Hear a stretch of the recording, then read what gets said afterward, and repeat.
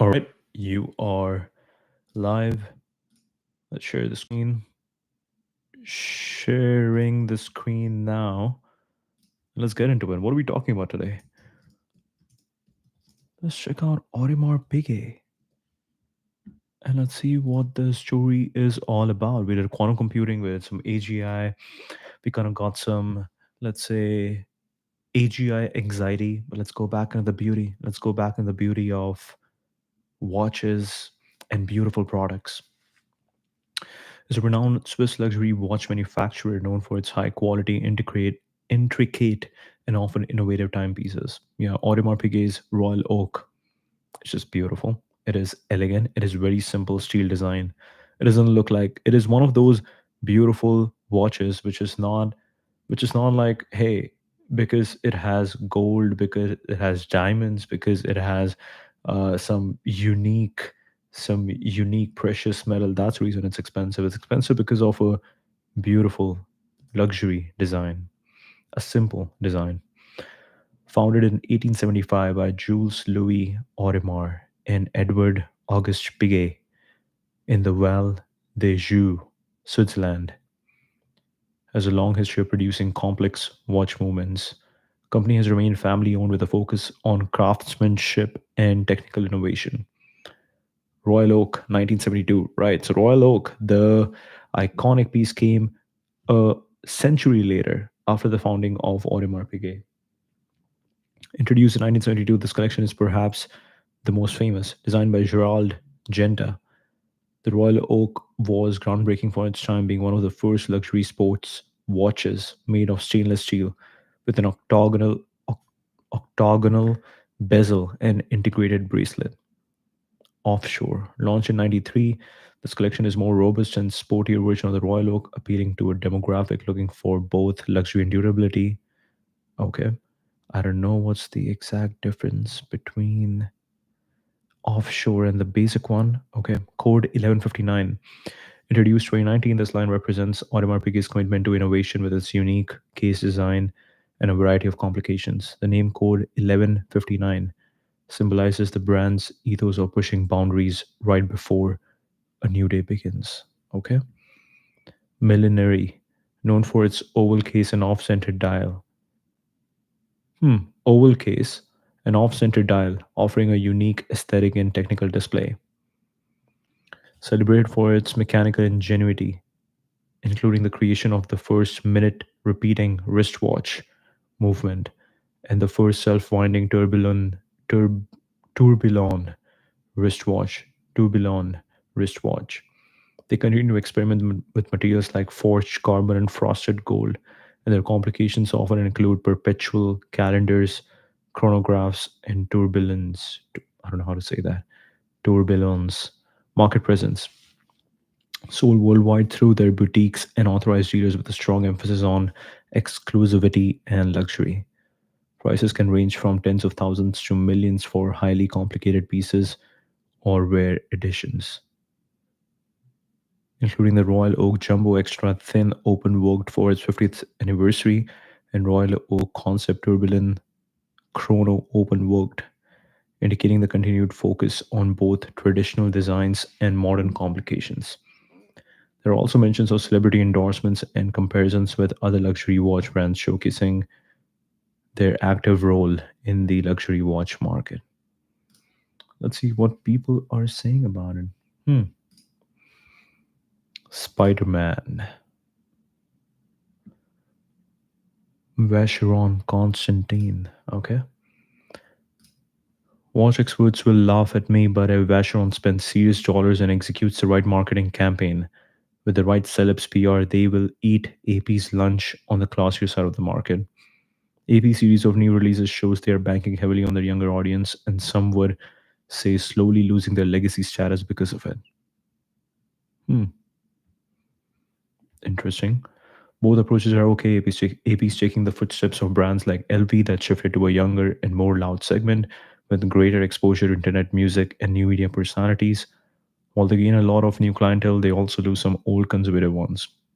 This is actually interesting. With a lot of luxury brands, their strategy, one of the interesting strategy is that just to stay in the market, just to be relevant. They have to make these kind of they have to do these collaborations. They have to come up with some interesting polarizing designs that will make them relevant, get the conversation going, like a Spider-Man on a 50,000 luxury watch like this.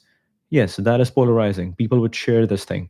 But at the end of the day, they also do have these classier minimalistic watches, and they know that there is their conservative clientele, the rich, the quite rich or the quite luxury clientele who goes for those designs.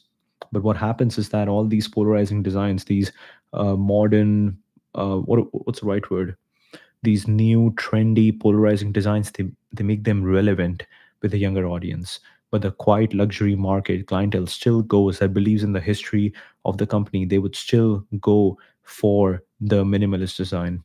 So it's an interesting way to make your brand relevant, not lose relevancy, make sure people know about your name, and also keep both of your segments happy, not only the younger audience but also your old conservative audience that believes, that really cares about the history and the story of your brand. But definitely a luxury brand has to make sure that they understand this balance. They cannot be just leaning towards younger audience and lose their quiet luxury clientele. Royal Oak chronograph. Okay. Audemars Piguet Royal Oak versus Patek Philippe Nautilus. Yeah, look at this. Just a simple watch. A simple watch. Oh, this is the frosted gold. Hmm.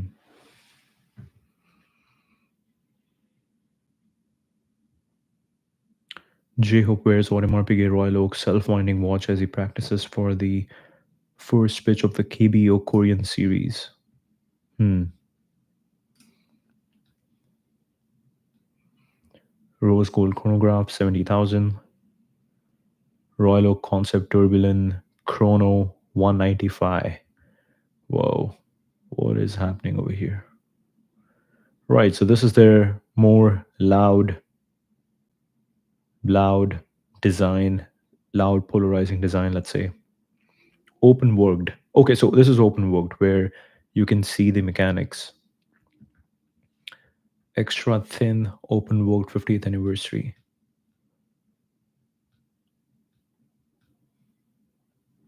They sell for about 20 to 28K on the gray market. Case is forged carbon, bezel is ceramic, and the screws are titanium. Interesting. Hmm. Original Audemars Piguet Royal Oak double balance wheel, open worked automatic diamond silver dial men's watch. Wow, so much stuff going on. And it is 3.3 million, 3.2.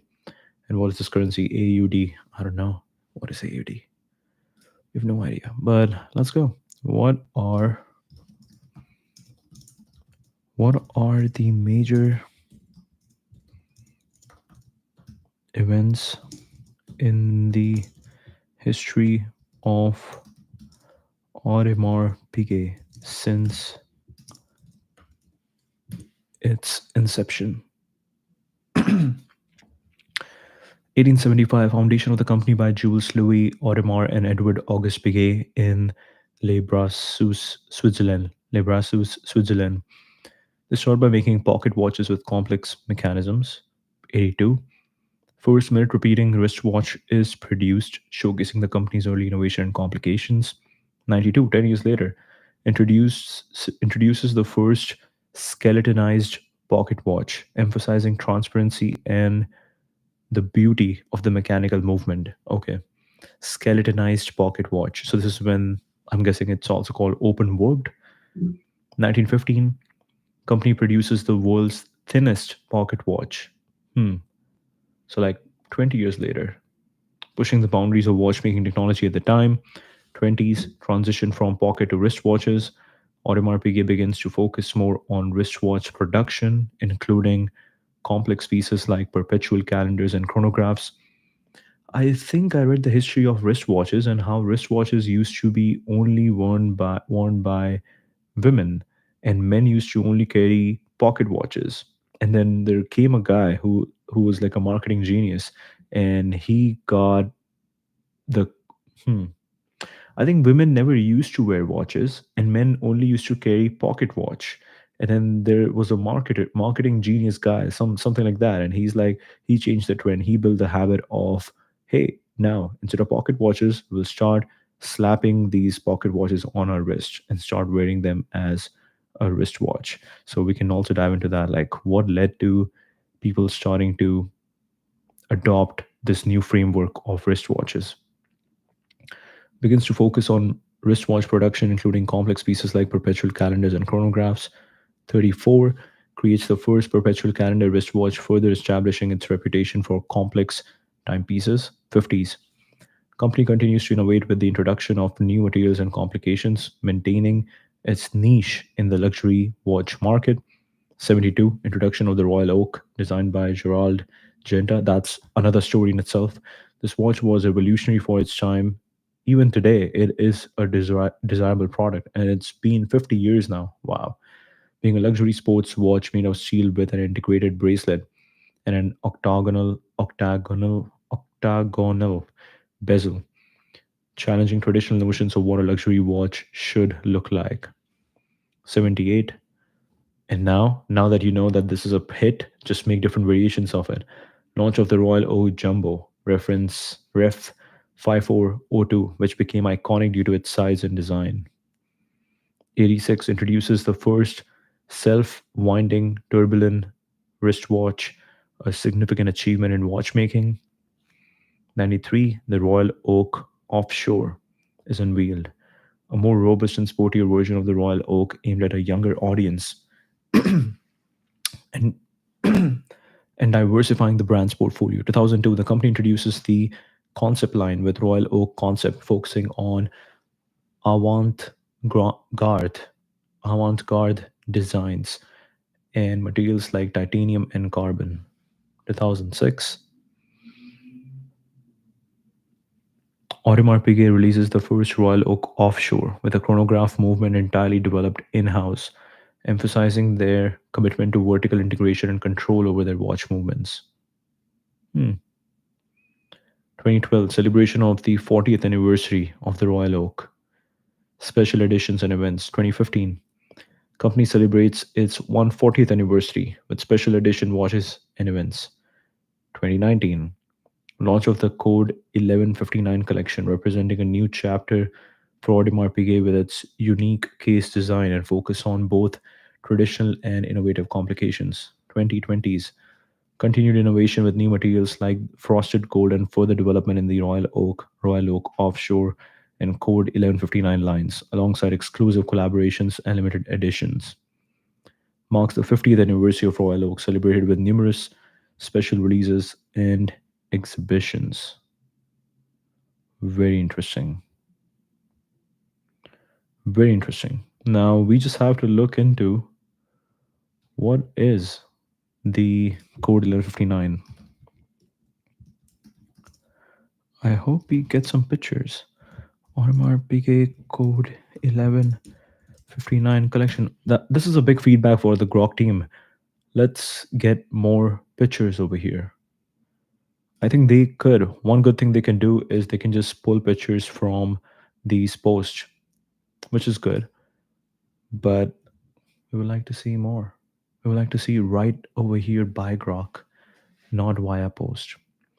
Sharpening our craft, the Code 1159 by Audemars Piguet Ultra Complication Universelle combines in a 42 millimeter case only some of the most prestigious horological complications. Really cool. Hmm.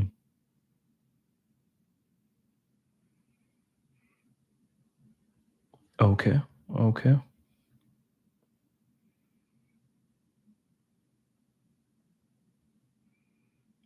Okay. So this is what it looks like. And maybe follow Audemars Piguet.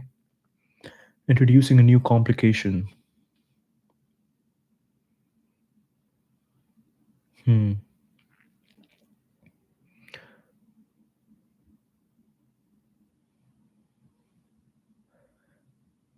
This is the self-winding mechanism.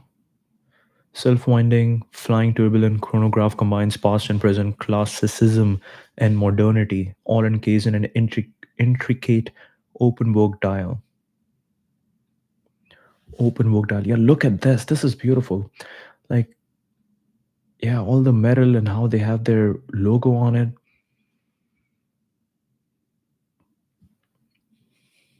This is a beautiful thing that they have maintained the branding and the interesting. Interesting. Let's first check that out. Explain Audemars Piguet's tagline, seek beyond. Let's see. And Grok is really fast. It's really fast. The moment I pasted it, the moment I hit enter, it just starts streaming the answer. Brand's philosophy and ethos in several key ways. Innovation has always been at the forefront of watchmaking innovation, from creating the first minute repeating wristwatch to introducing groundbreaking designs like the Royal Oak.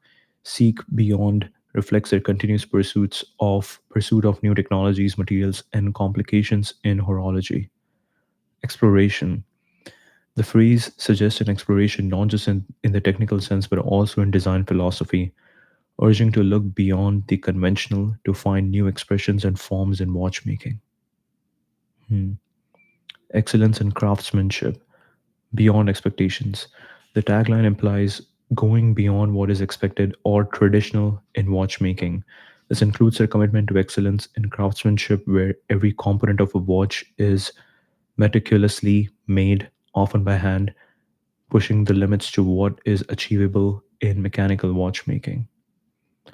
Cultural and artistic influence often collaborates with artists, architects, and other creatives to blend watchmaking with art, culture, and other disciplines. Hmm. Encourages encourages looking beyond the mere function of timekeeping to engage with broader cultural narratives. Individual journey. On a personal level, Seek Beyond can be seen as an invitation to individuals to transcend their current state or understanding, whether that's in personal achievements, knowledge, or experiences. It resonates with the idea of personal growth in the pursuit of one's dreams or passions. Heritage and legacy. Looking forward while honoring the past. While Audemars Piguet is deeply rooted in the traditions of Swiss watchmaking, Seek Beyond also signifies their forward-looking approach, ensuring that their legacy is one of the continuous evolution rather than stagnation. Hmm. Brand identity, distinction. In a market saturated with luxury watch brands, Seek Beyond helps differentiate them by emphasizing their unique approach to luxury, where the luxury is not just in the materials or price, but in the experience, innovation, and personal connection to the product.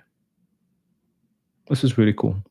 I think I watched a podcast of the North America CEO of Audemars Piguet, and I thought that was really cool. Like she was like, I'm constantly getting invited. Like, watch is just a product that I have to sell, but the most important thing is the relationships that you have to build. She's going to parties, she's going to events, and she's meeting all the potential clients, all the, let's say, loyal clients who don't just have one watch. They want to keep they want to keep buying new and newer watches, and you have to maintain that relationship. And when the new special edition watch comes out, you have to understand that, okay, what is the rank in how these watches will be distributed in the market. And you have to not only think about building relationship, you have to not only actively build that wait list for the next special edition of your watch, but also I think one really interesting thing that I understood from that interview was, she said that we don't want people who really love Audemars Piguet and who just want to buy their watch. Because we make really special edition watches and because we have to maintain that luxury presence of it, we want interesting people who are admired by everyone to buy our watches, and not just buy our watches, actually wear our watches. Like when you go to an event, will you wear an AP watch or will you wear a Rolex? We want you to wear AP. If you're going to wear our AP, only then we will sell you. And that was very interesting. That was very interesting. Like leveraging your clientele, leveraging, making sure that your clientele is not only people who everyone admires, who looks up to them, but also they actually wear Audemars Piguet so that people kind of associate Audemars Piguet, the admiration they have for this person, with admiration to Audemars Piguet because that person chooses to wear AP. And I thought that was really cool. That was really cool. That is a marketing strategy, and that is really cool. It's very interesting to learn about sales marketing strategy from these people because they are doing it in a much more refined way, and they are thinking about it in a much more long term way where they have to not only think about, I'm getting messages a lot, but anyways, they have to not only think about these relationships, they have to think in them in the long term, they have to preserve the luxury idea of the brand, and they have to do it in a very refined way. Yeah, I think that's a good word. So seek beyond innovation and exploration, excellence and craftsmanship, cultural and artistic influence. They recently did a collab with Travis Scott, personal aspiration, transcend their current state or understanding. Right. When you wear something nice, I think one of the reasons why people sometimes force themselves to buy expensive things is that, okay, now I have to, if I'm looking the part, this means, like, when you I think, hmm. And this is also an interesting thought. Like when you host an event, or let's say when you're talking to someone, you're talking to a friend, if you are in a room, this was a scientific research or something, I don't know, but maybe this is just a random story, but I will share because once I heard this, I keep it in the back of my mind. Let's say I'm talking to a friend. This research or whatever says that your ideas of that conversation is directly proportional to the height of the ceiling. So if we are talking in a small room where the height of the ceiling is small or too low, then we'll be talking about small ideas. If the height of that ceiling is really high, then we will talk about bigger ideas. And imagine if you're on a rooftop and you can look at the entire city, you can look at the entire, yeah, you can, you're top of the city, like something like, yeah, I was in San Francisco and we did the Salesforce Tower video where you can look at the entire San Francisco city. You definitely think bigger. You definitely think bigger. And I think that's very interesting. I don't know how I was relating that over here, but very interesting insight, very interesting research. Brand identity. Let's go back to this code 1159. This was definitely a, oh, this is not a photo, it's a video. Okay. But yeah, beautiful watch, beautifully designed. The open worked definitely looks better. Yeah, look at this. Hmm. Code 1159, CODE 1159. Very interesting, by Audemars Piguet. Wow, look at the finish. Look at the logo inscribed into it. This font is beautiful. Yeah, we just need more beauty around us. We need more beauty around us because that inspires. Beauty inspires. It's not about luxury and how much it costs, it's about inspiration. Somebody puts, an artist has put a lot of work into creating this thing.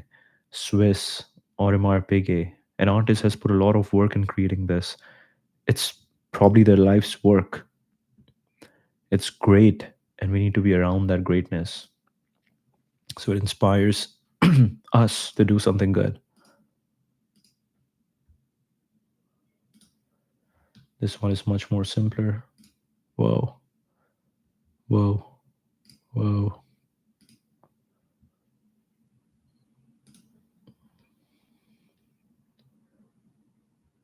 Very cool. The presentation,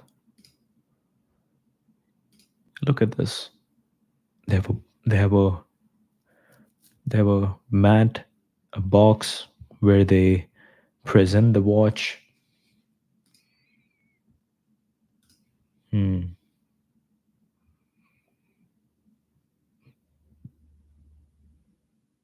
Hmm.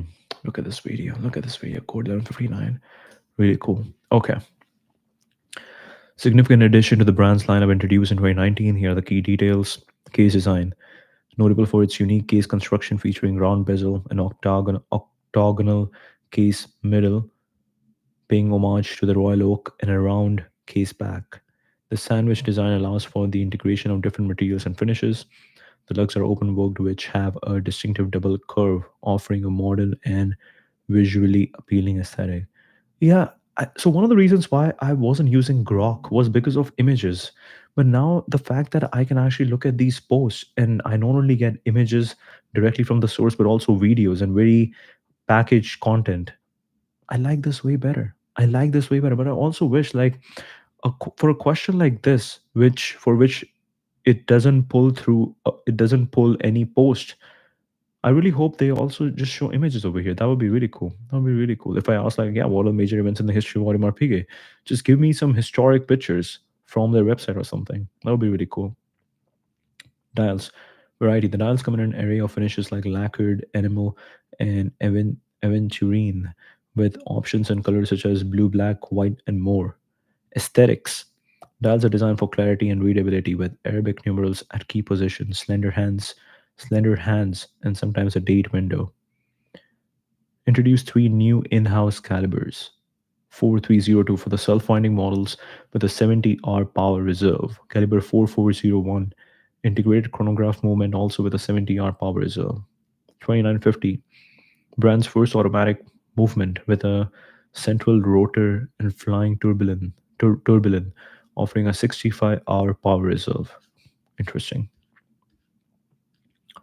Collection includes models with complications like a flying turbulent, perpetual calendar, minute repeater, and chronograph. The ultra complication universal RD4 is an exceptionally complex piece with numerous functions. Precious metals. Offered in white and rose gold, the collection has since expanded to include steel and combinations with materials like black ceramic. Reception. Controversial design. Received mixed reactions due to its departure from the established royal oak aesthetic. Collection has gained appreciation, particularly for its technical prowess and design evolution. I think this is really important. Like Audemars Piguet for the last 50 years has just been known for the royal oak. And they know they're not going to stop royal oak because royal oak is iconic. Everybody wants it. It's just a beautiful design. It shouldn't go away. That is a design that never gets old. And you can keep leveraging that same base design and keep doing things on top of it. We just saw like somebody just put Spider-Man on it and you can sell that. But it's also important to keep challenging and not being complacent that, oh, we found this iconic design and now we can just like, what's the word, we can just hmm, we can just, oh no, that's a good word, I forgot. We can just milk, we can just milk this cow. um, and that is really good that they are still going for design evolution. They know that, hey, we are not going to stop royal oak. We know, we love it, we know everybody loves it. That is the history, that is what Audemars Piguet is known for. But we still got to do something. We still got to challenge our own convention and maybe potentially find something even better than royal oak. Annual updates continue to expand the line with new materials, style, colors, complications each year. Notable updates include models with steel cases, new embossed dial designs, and the introduction of smaller 38 cases for broader appeal. Positioned as a modern classic, aiming to stand alongside the Royal Oak as a pillar of the brand's identity, offering both traditional and contemporary watchmaking elements. Really cool. Hmm. Let's see. How did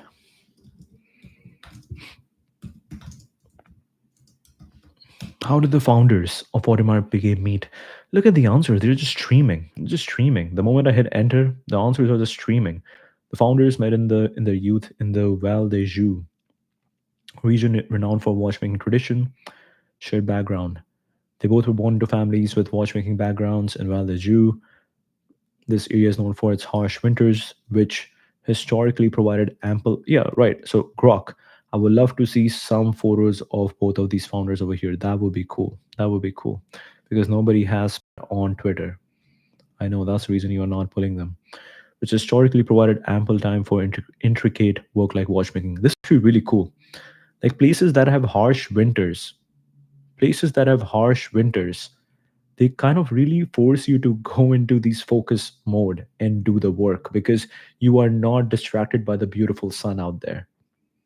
That's so interesting. I think one of the reasons, so I studied Waterloo, and Waterloo had harsh winters. It's just snow and snow and snow. And you don't have sun. You cannot just go out and like just sit on the beach and like get get like yeah lie on the beach or like just sunbathe or something. So what do people do? People actually work really hard for their internship so that they can actually crack an internship in San Francisco or New York. So yeah, harsh winters are important. Harsh winters give you time to go into focus mode. Early education. They likely met during their schooling or early apprenticeship in the watchmaking craft. Education in watchmaking in the 19th century was often informal, with young watchmakers learning the trade directly from family members. Right, so they both come from watchmaking families. Right, that's very interesting. In the 19th century was informal, directly from family members or local master watchmakers. Both Audemars and Piguet would have been part of this system, honing their skills from a very young age. Partnership was built on their complementary skills. Audemars was known for his expertise in crafting complex watch movements, particularly in complications like repeater mechanisms. Piguet excelled in the finishing touches and the business aspects of watchmaking, dealing with sales and client relations. Okay, we got one guy who's good at tech, the other guy is good at business, or one guy who's good at building the product, and the other who's good at selling the product. Build and sell. We got a good complementary skill sets over here. Forming the partnership, the collaboration officially began when they were in their early 20s. 1875, at the age of 23 and 21 respectively, they decided to formalize the partnership. This was not uncommon. Many watchmaking partnerships in Switzerland started with young craftsmen pooling their talents to establish their own firms. Shared vision was to produce high quality, complicated watches that were not only functional but also beautiful in their mechanics.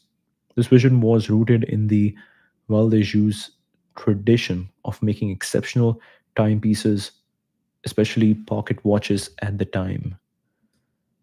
Very interesting. Shared vision produced high quality, complicated watches that were not only functional but also beautiful in their mechanics. What other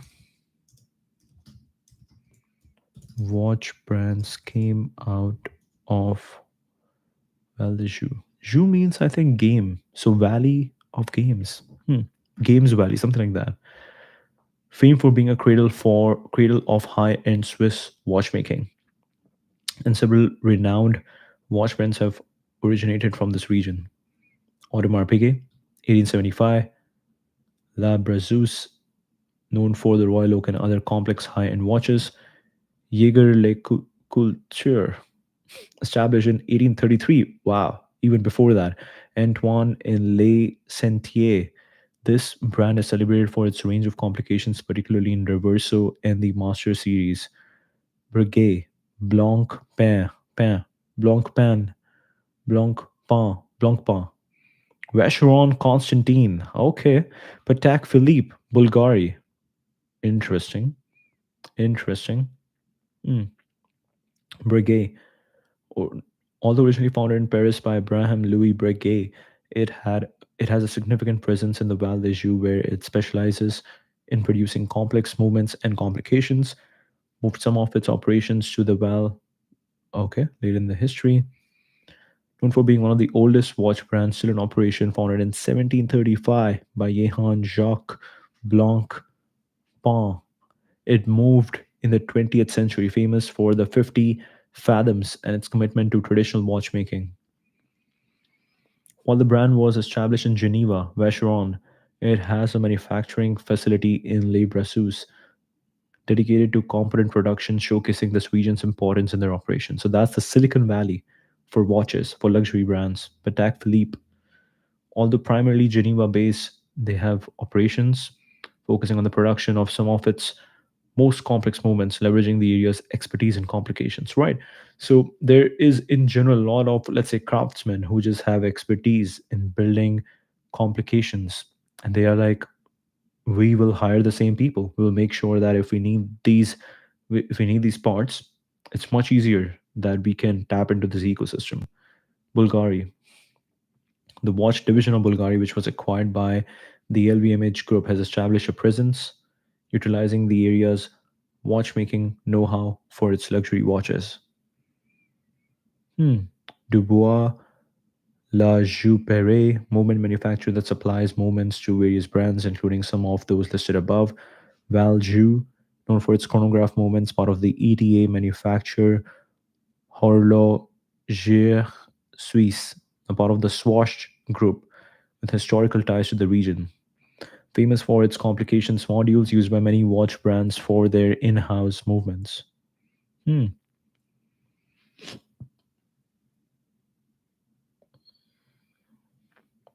really cool. Complementary skills, early education, forming their partnership, shared vision, high quality, complicated watches that were not only functional but also beautiful in their mechanics.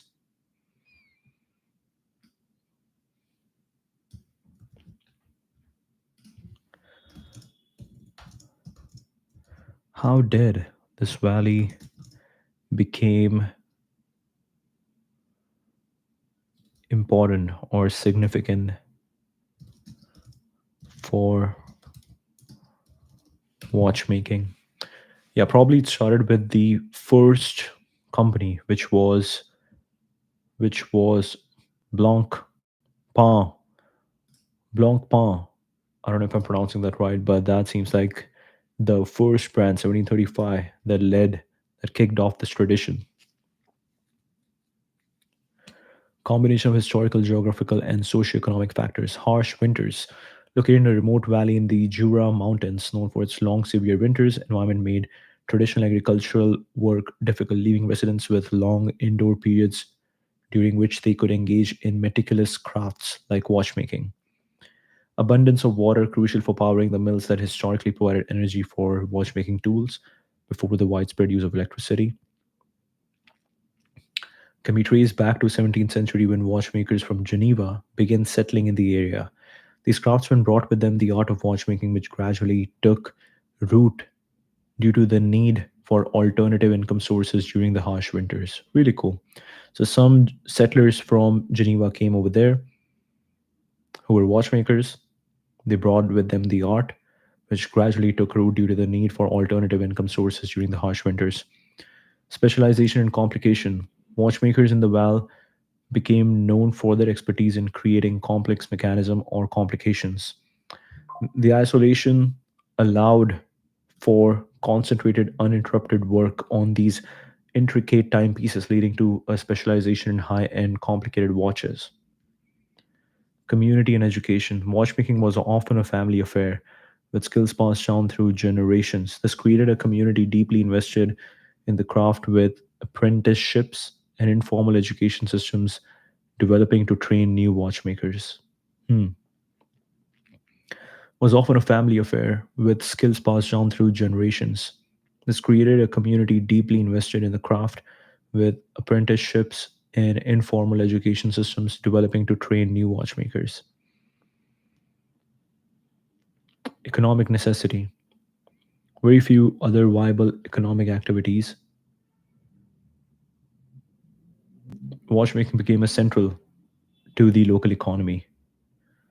So did the economic incentive to perfect and innovate within the craft. Hmm. Innovation. The isolation ironically fostered innovation as watchmakers had to rely on their ingenuity. Ingen yeah, I cannot pronounce this word properly. Ingenuity. This led to the creation of new tools, techniques, and types of watches. For instance, the development of the tourbillon by Abraham Louis Breguet was inspired by the need to counteract the effects of gravity on pocket watches, an area where Val watchmakers excelled. Hmm. Was inspired by the need to counteract the effects of gravity on pocket watches. Interesting. Use of watermills evolved into more sophisticated manufacturing processes, allowing for greater precision and quality in watch components. Traditional workshops grew into factories, though many brands maintain a focus on artisanal methods. The success and renown of brands like Audemars Piguet, Jaeger LeCoultre, and Blancpain, all originating from the well, solidified the region's status in the watchmaking world. These brands not only produced but also innovated, creating iconic designs and movements that are celebrated globally. Preservation maintains a commitment to traditional watchmaking techniques, often blending them with modern technology to produce some of the most exclusive and complex watches in the world. What watchmakers, actually very curious about this. What watchmakers did,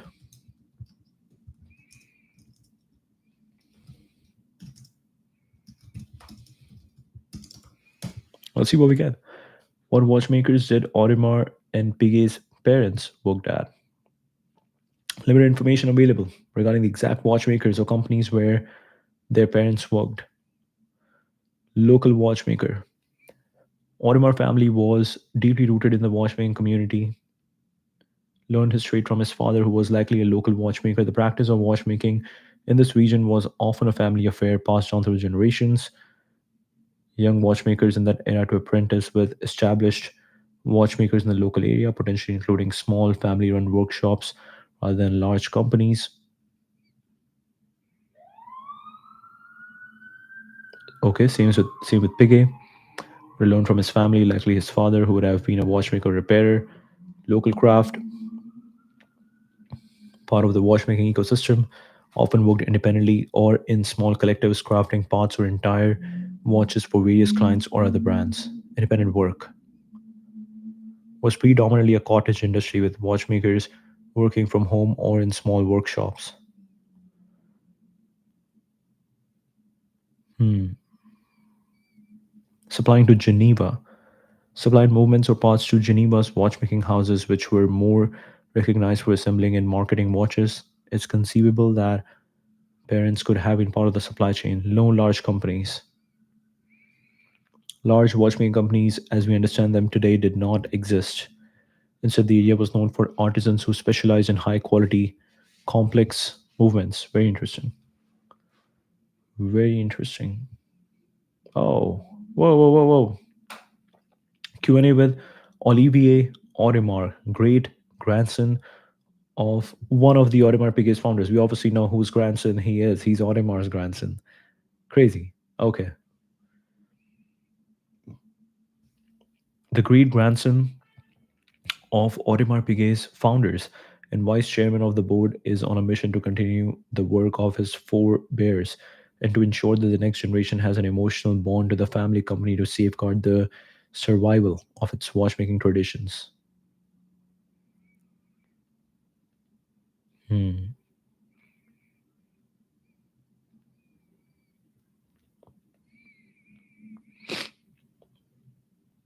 At the time, this region was known for the highlands, which were ideal for farming. However, during the harsh winter months, interesting, interesting. Right, there is a museum as well. There's a museum that just showcases all the work by Audemars Piguet, Musée Atelier Audemars Piguet. Finishing experts, jewelers, gem setters, and engravers perpetuate ancestral savoir-faire in the museum.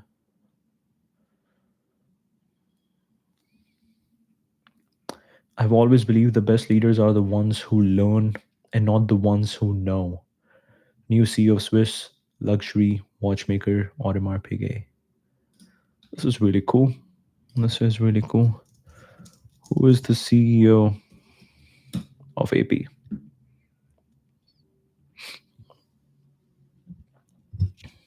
Is Ilaria Resta. She succeeded Francois Henry Benamias, who stepped down at the end of 2023. Okay.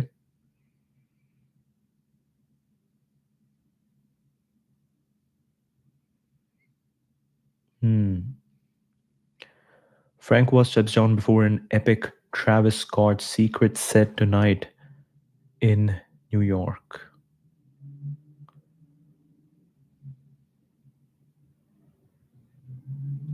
Really cool. Talking watches with Francois.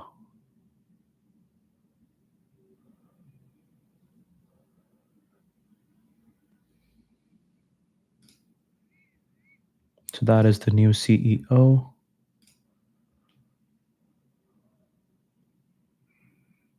Who is J Hope? I have no idea.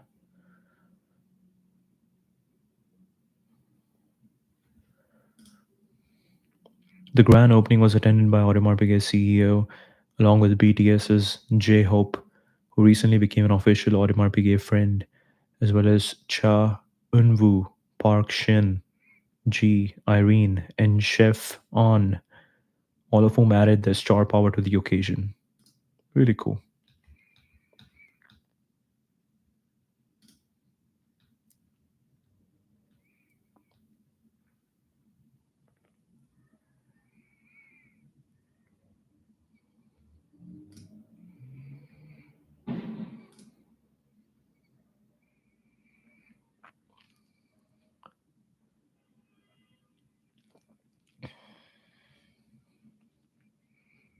Oh wow. Okay. So Audemars Piguet CEO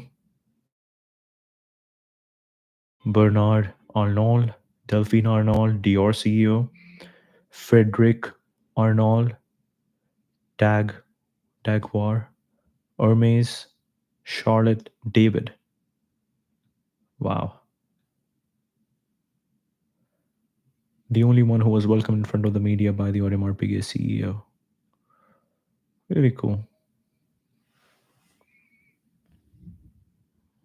Hmm.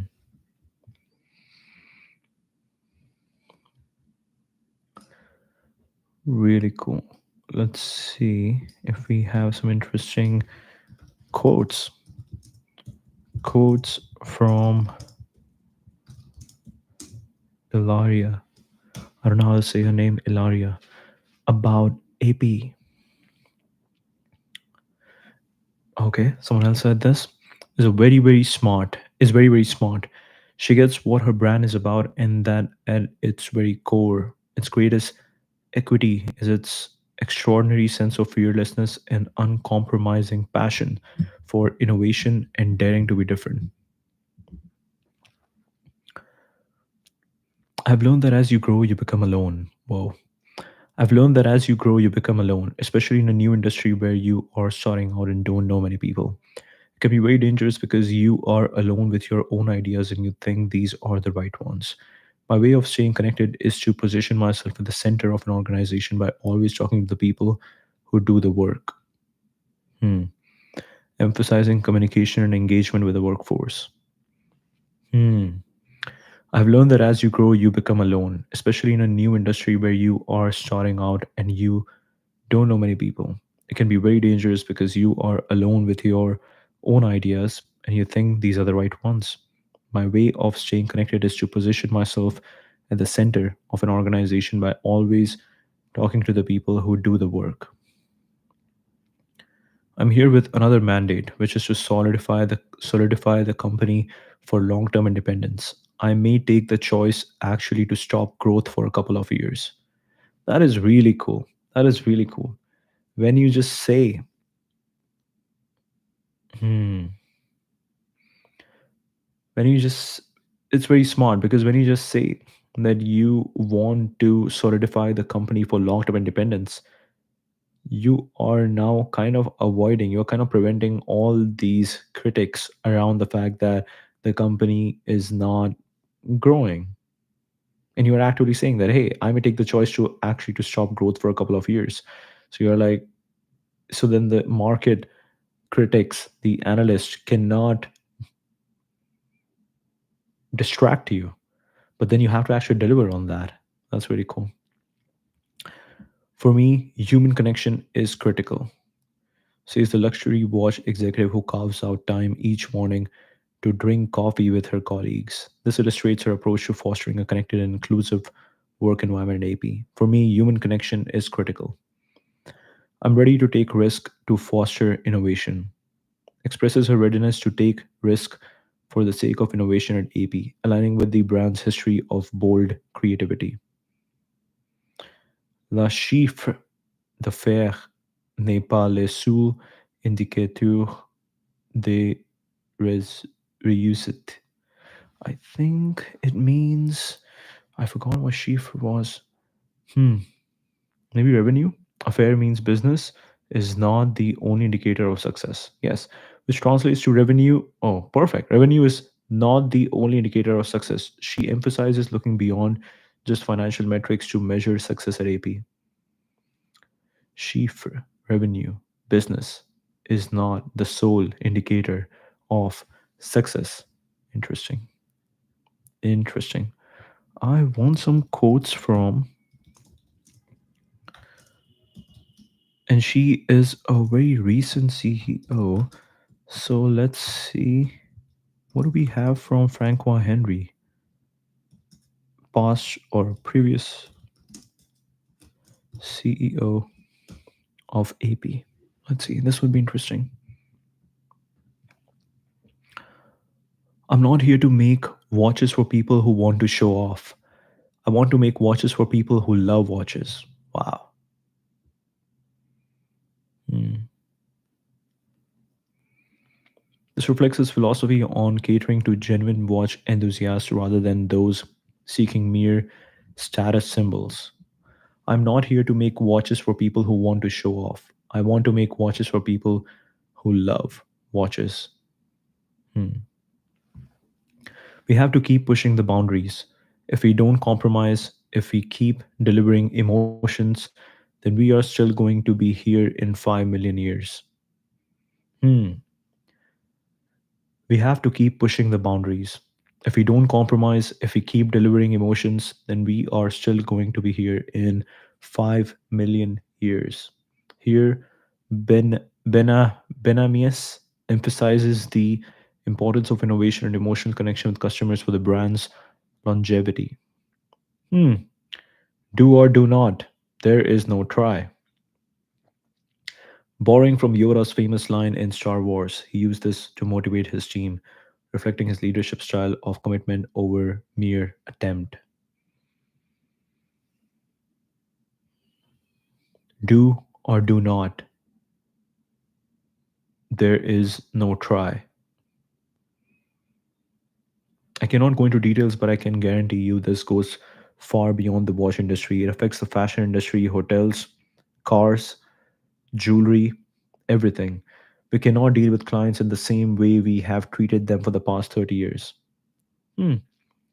This comment was made during the lockdown, hinting at a visionary approach to customer interaction and industry evolution. I cannot go into details, but I can guarantee you this goes far beyond the watch industry. It affects the fashion industry, hotels, cars, jewelry, everything. We cannot deal with clients in the same way we have treated them for the past 30 years. When everything is fine, it's easy. But when you have to grind, it's a different story and you think of things differently.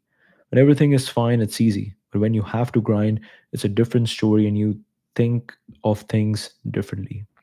Shared his perspective on leadership and strategy, suggesting that challenges lead to smarter business practices. That's true. That's true. If you don't have challenges, what are you even improving for? Okay. We won't really know within 3 months or 6 months. We will know in 5 to 10 years whether it is a success and becomes a new pillar for Audemars Piguet. Regarding the introduction of Code 1159, he took a long term view on judging success. Right. Every time you come with a new design, especially in the industries, in the, let's say, the luxury space where a certain design, a certain format of design has become popular, and now you are trying to come out and change and come up with a newer version and change how people think about your company.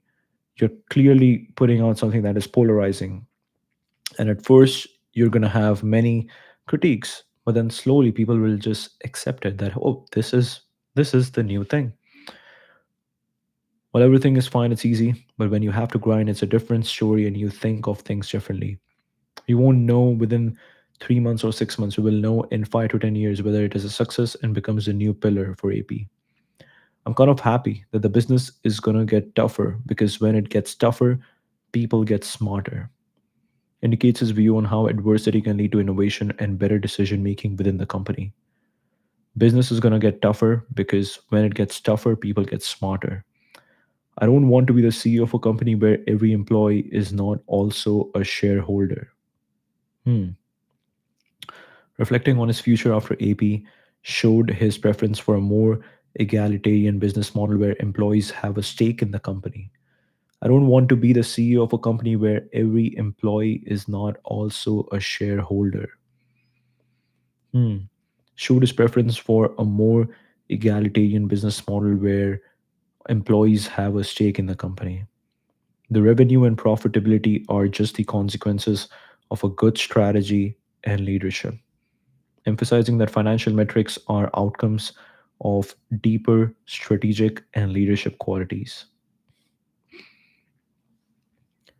The revenue and profitability are just the consequences of a good strategy and good leadership. I want to go out on top, expressing his desire to leave AP at the peak of its success, which he felt he achieved during his tenure. I want to go out on top. I want to go out on top. That's really cool. That is cool. That is really cool. I want to go out on top. Okay.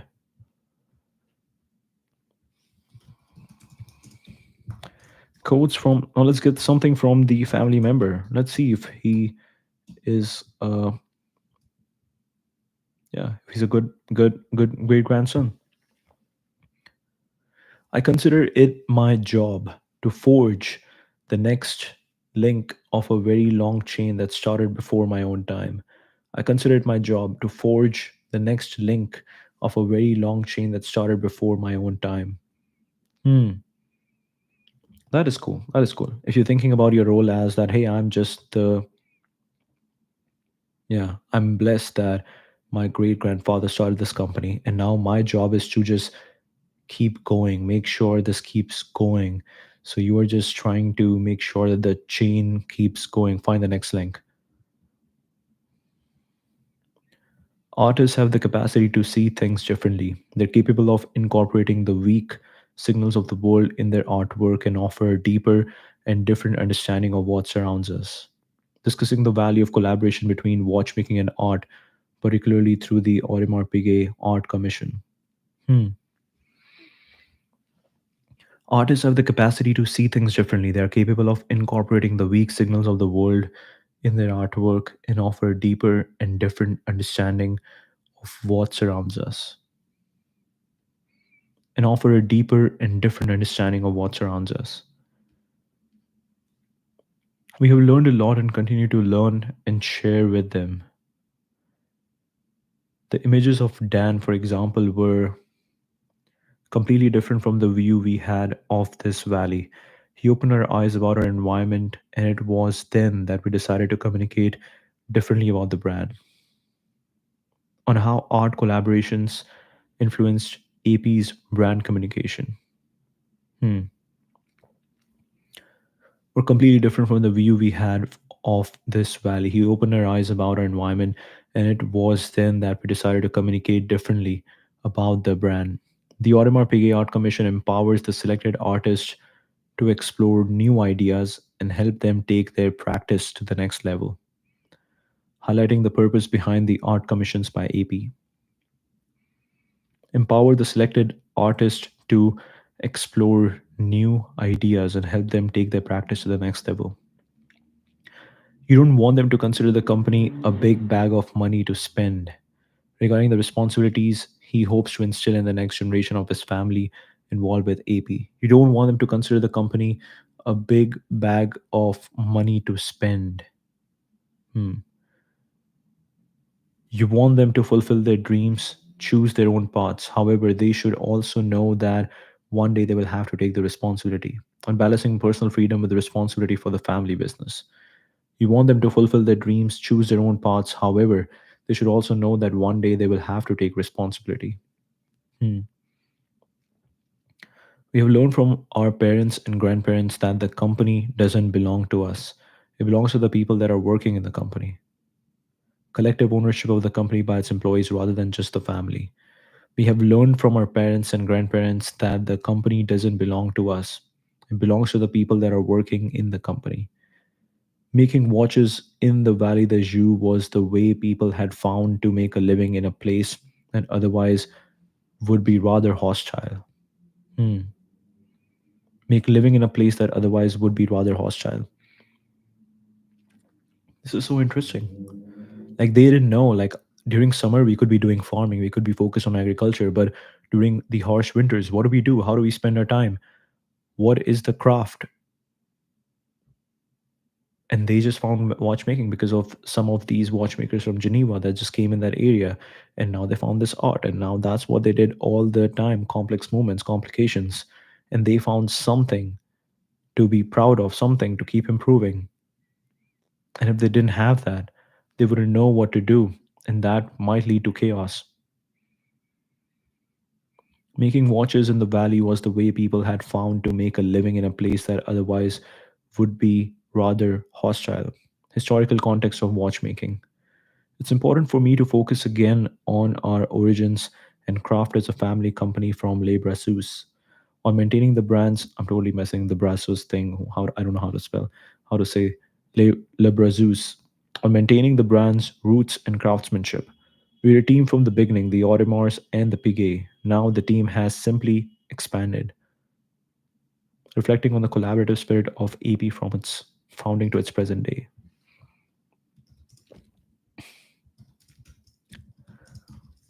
Who are all the family members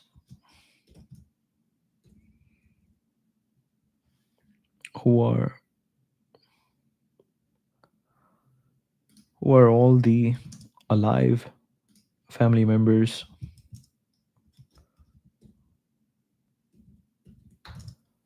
of Audemars and Piguet. Let's see how big is the founding family.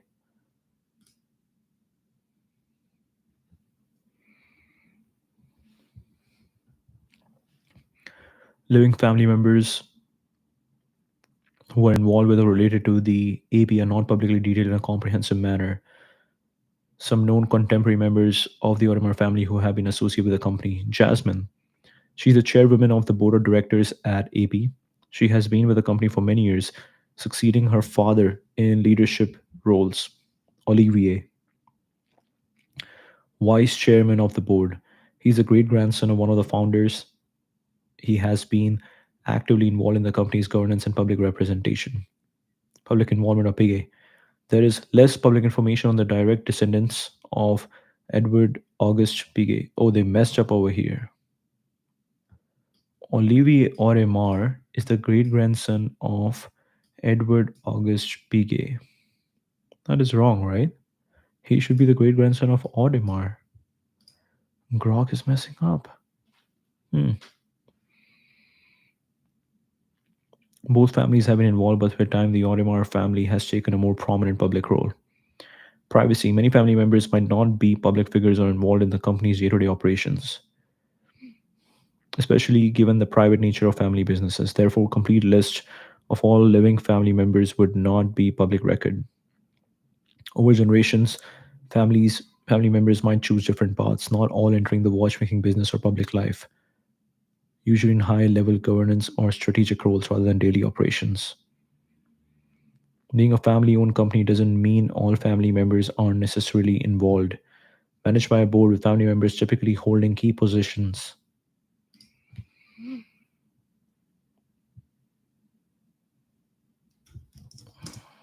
Give the family tree of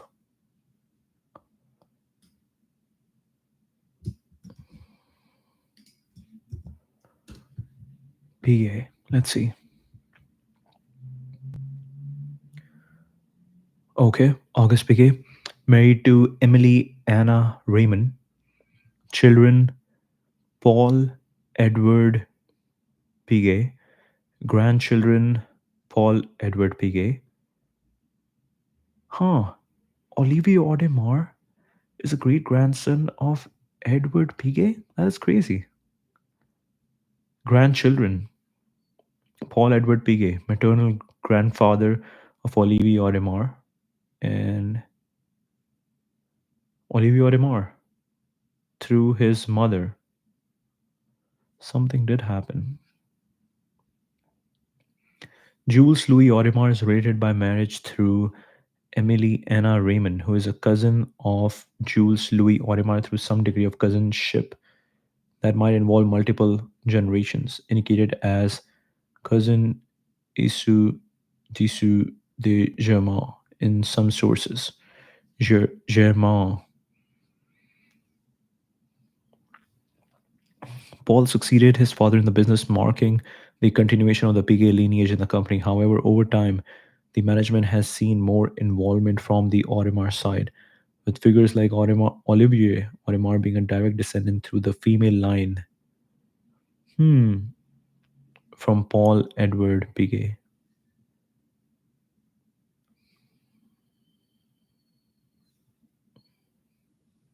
Paul Edward, and then Olivier Audemars.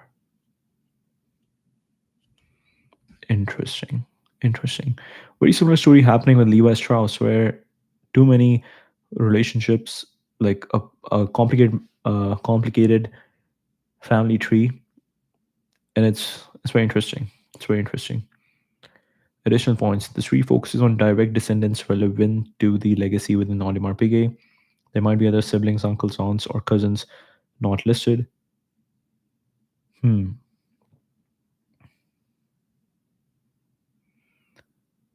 Might not be publicly documented or in detail due to privacy or relevance to the brand's history. Hmm. Very interesting. Very interesting. Okay. I think checking out these quotes from the CEOs was pretty cool. That gives a lot of idea about who is at the and how do they think about the brand.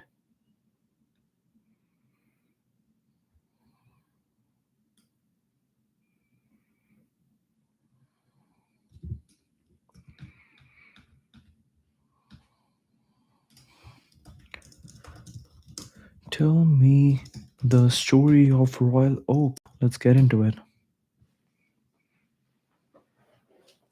Wow, look at the answer. This is streaming. 1972 introduced AP introduced a watch that would not only redefine the brand but also the entire landscape of luxury watchmaking, the Royal Oak. One of innovation, risk, and visionary design, centered around the talents of a watch designer named Gerald Genta. Post quartz crisis. Watch industry was in a turmoil due to the quartz crisis, where cheap, accurate quartz watches from Japan threatened the traditional Swiss mechanical watch market. And today it's Apple Watch. Swiss watchmakers were searching for ways to differentiate themselves. AP's position. Complex mechanical watches, AP was looking to innovate but also to capture a new market segment with something bold and different. A new concept. Georges Collet, then CEO of AP, wanted a luxury sports watch that could be worn in both casual and formal settings, merging functionality with high end aesthetics. This was groundbreaking since luxury watches were traditionally associated with gold or other precious metals, not steel. The designer, already famous for his distinctive watch designs, was approached for this project. He was known for his ability to conceive designs quickly. Legend has it that he sketched the Royal Oak in a single night. He envisioned a watch that would break from the conventional round gold luxury watch. Octagonal bezel, inspired by the diving helmet of a deep sea diver. The shape was both bold and functional, offering protection for the watch face. Unlike watches of the time, which typically had separate bracelets or straps, Royal Oak had a bracelet that flowed seamlessly from the case, enhancing both comfort and aesthetics. Steel as luxury. Using steel for a luxury watch was radical. He adorned it with an invisible setting of screws around the bezel, creating an industrial yet elegant look. Tapissiere dial. The dial featured a unique tapestry pattern adding depth and distinctive character. It's crazy how that exact design is so beautiful even today. It was just perfect. It was perfectly designed. That's really cool. Even today, people love exactly these four things about the Royal Oak. It's octagonal. It is. It could be worn both in casual as well as professional settings. Integrated bracelet, steel as luxury, and the whatever that is. The Royal Oak was launched named after the British Navy's flagship, symbolizing strength and prestige. It was priced at CHF, I think that's Swiss francs, 3,300, which was an exorbitant amount for a steel watch, positioning it firmly in the luxury segment. The watch's unconventional design was initially met with skepticism in the conservative world of luxury watches. Retailers were unsure and many thought it wouldn't sell. AP marketed the Royal Oak as the first steel watch that is truly luxurious, emphasizing its unique design and quality of craftsmanship. Over time, the Royal Oak found its audience, particularly among those who appreciated its daring design and technical prowess. It became a symbol of status and innovation in watchmaking. The Royal Oak essentially created the genre of luxury sports watch, influencing countless designs that followed. It proved that luxury could transcend traditional materials and aesthetics. It has since become an iconic collection for AP, spawning numerous variations, including the Royal Oak Offshore, introduced in '93, which further pushed its boundaries of this design concept. Hmm. Willing to seek beyond conventional terms, a model that resonate with their philosophy to this day. What are the most successful or popular steel luxury watches? I'm guessing there's AP, we got Patek Philippe, Nautilus. Let's see what's more.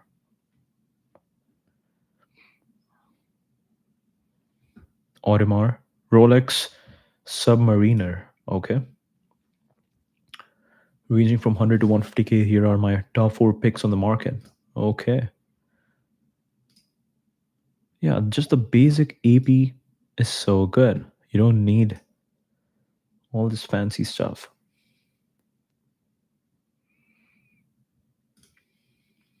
What do we have? Are we looking at the suits? Are we looking at the watches?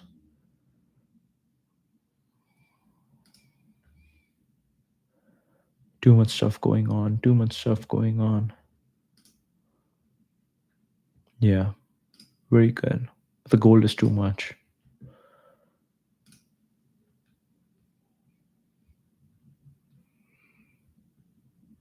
Yes. Designed in one night by Gerald Genta, the first Royal Oak model was presented in 1972 at the Basel Fair after 2 years of development. This extraordinary watch elevated steel to a new status.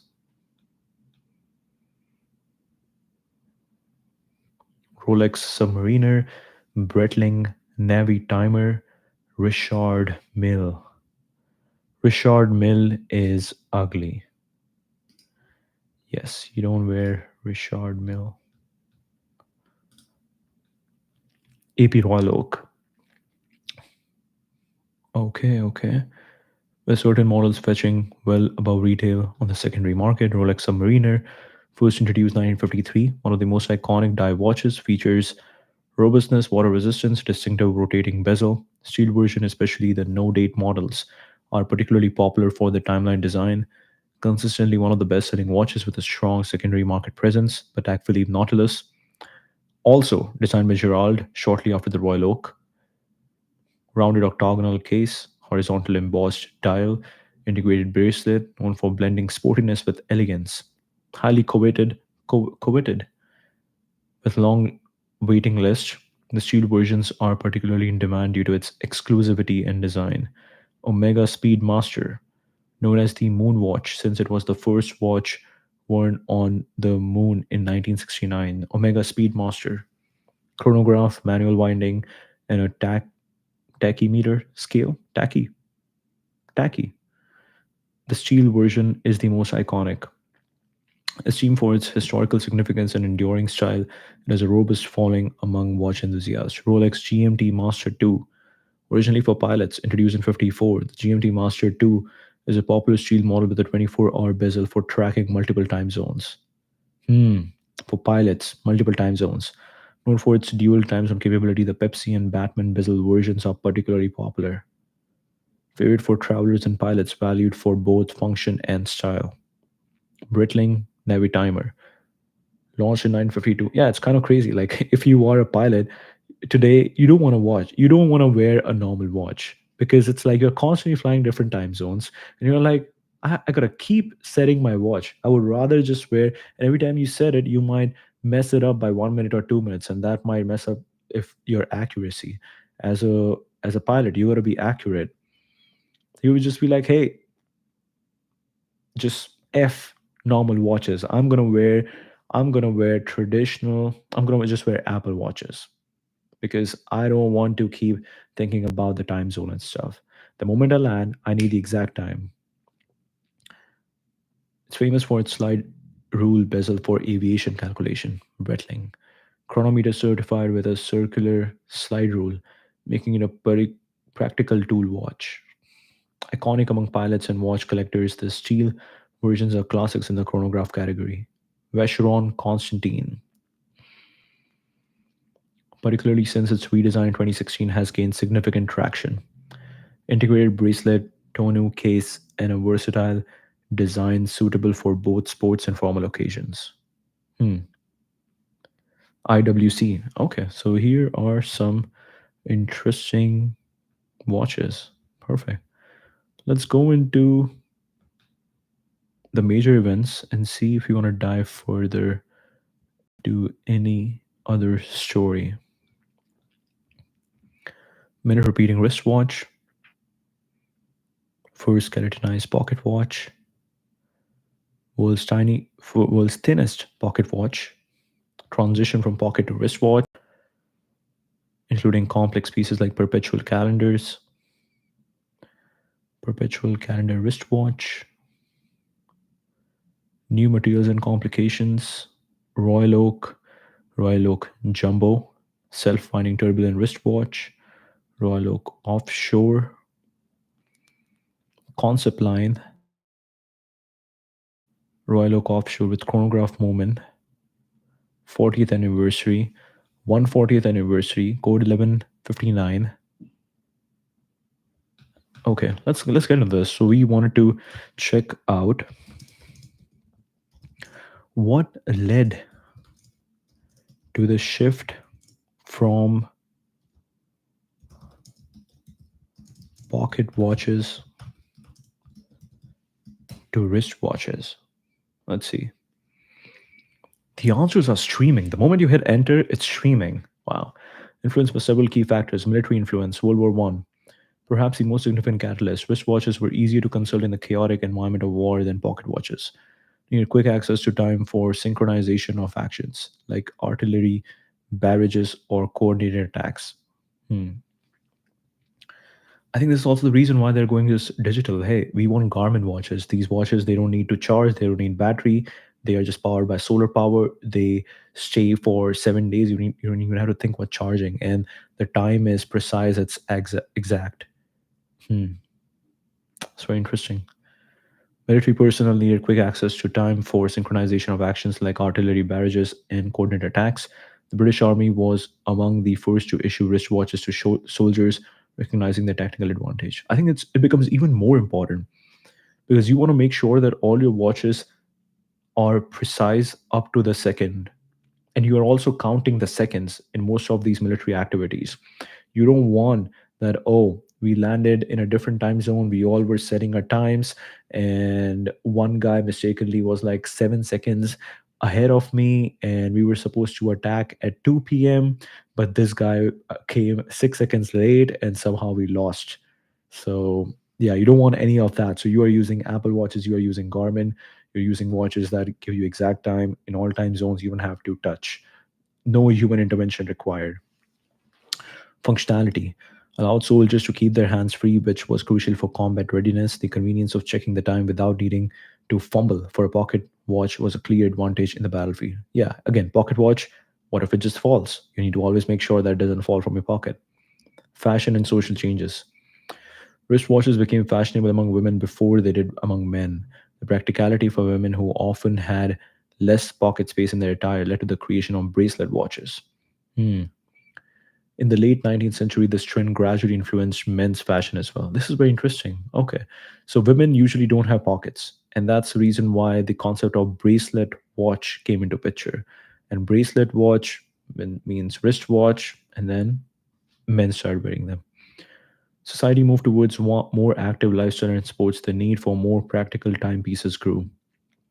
Wristwatches fit this new lifestyle better than pocket watches. Miniaturization allowed for the creation of smaller, more accurate movements that could fit into the more compact form of a wristwatch. Began to be designed with features like water resistance, shock resistance, and dust proofing, making them suitable for various activities where pocket watches would be impractical. Mass production. Industrial revolution, mass production of watches, making them more affordable and accessible to the general public. Democratization of timekeeping further propelled the move away from the more expensive and less practical pocket watches.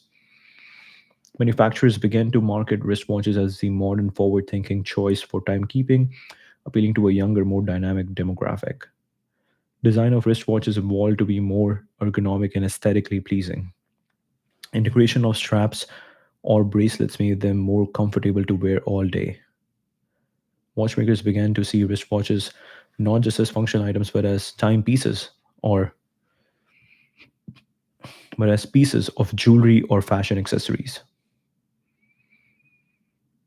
There was surplus of wristwatches that had been produced for military use. These watches entered the civilian market, further pushing the acceptance and popularity of wristwatch. Consumer demand for them increased, leading to a reinforcing cycle where more production led to more acceptance and vice versa. So, innovative design, marketing and advertising, mass production, water resistance, miniaturization, cultural shift, women's fashion. I think women's fashion was really interesting because, yeah, they had no pockets. You cannot give them pocket watches. Make me a bracelet watch. That is more helpful.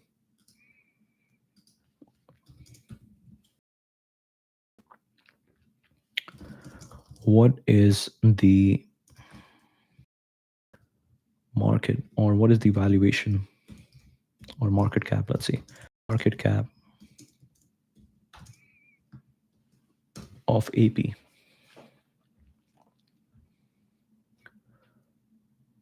not publicly listed. It's a privately held company. Do not have shares traded on stock exchange, making the market cap not publicly calculable. If you're referring to AP context of publicly traded company, please specify. No, I was referring to AP. Okay, so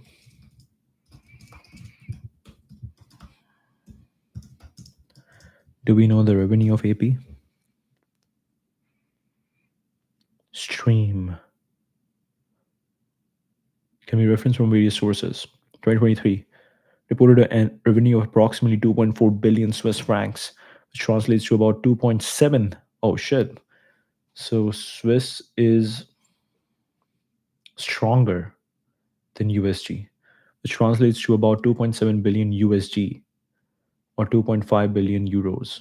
Oh, it's stronger than euro and USG.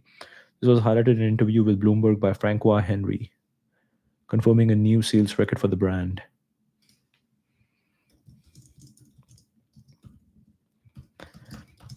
Tell me the story of AP and Travis Scott collaboration. That was cool. Cactus Jack. Yeah, here it is. Look at this. Hmm. Yeah, this was cool.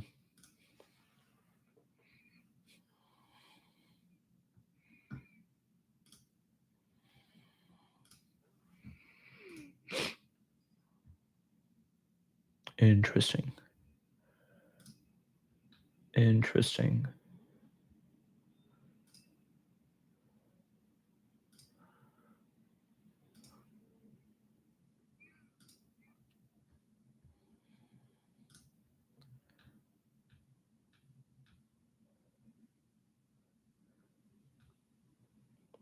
Announced the Cactus Jack collaboration on Instagram. It took me and the gang 4 years, and now it's time. Literally never been more excited from Houston to Switzerland. Really cool.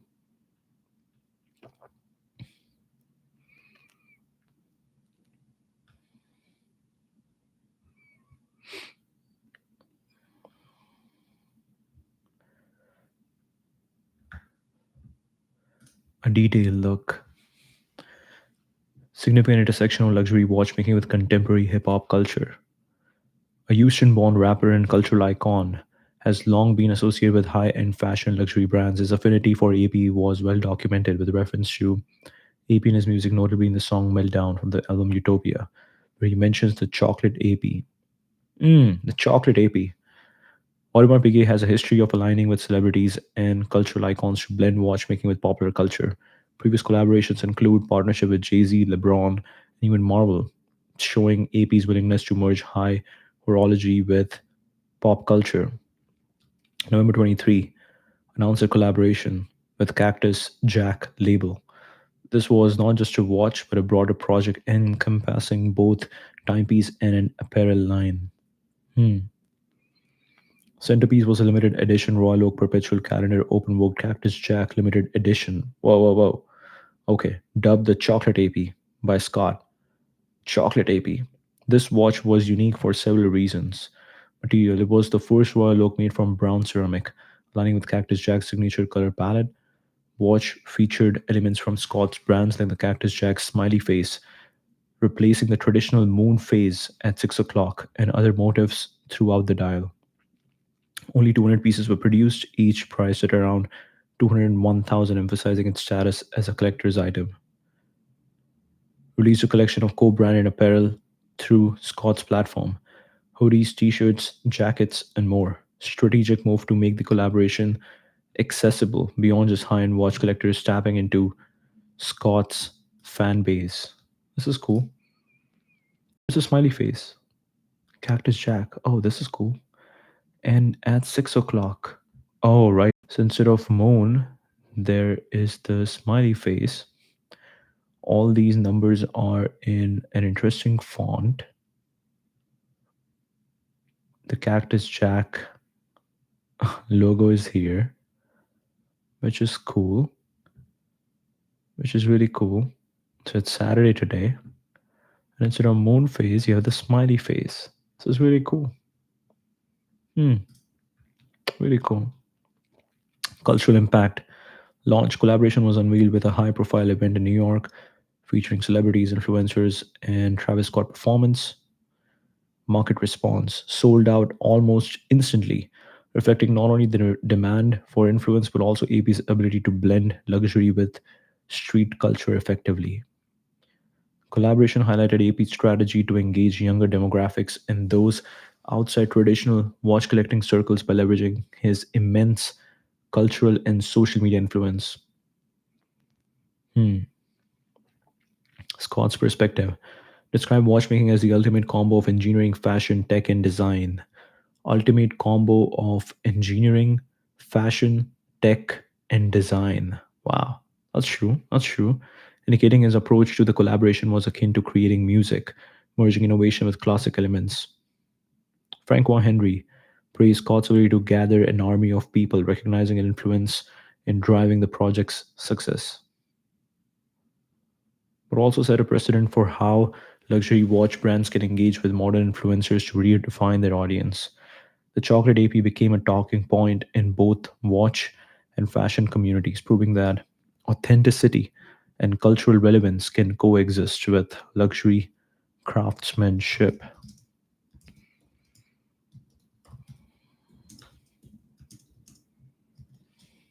Hmm. Travis Scott quotes on AP. Wrapping the cheese. Wrap around me, cause I've got property. Chocolate AP and chocolate the V's. Oh, Utopia. Okay.